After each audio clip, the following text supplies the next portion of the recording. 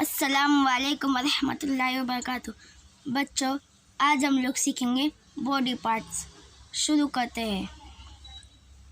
आँख, इसे इंग्लिश में आई कहते हैं। नाक, इसे इंग्लिश में नोज़ कहते हैं। कान, इसे इंग्लिश में ईयर कहते हैं। ज़बान, इसे इंग्लिश में टंग कहते हैं। होठ, इसे इंग्लिश में लिप्स कहते हैं।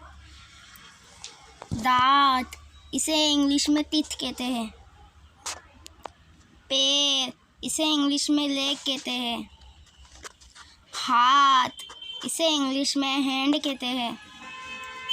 उंगली, इसे इंग्लिश में फिंगर कहते हैं।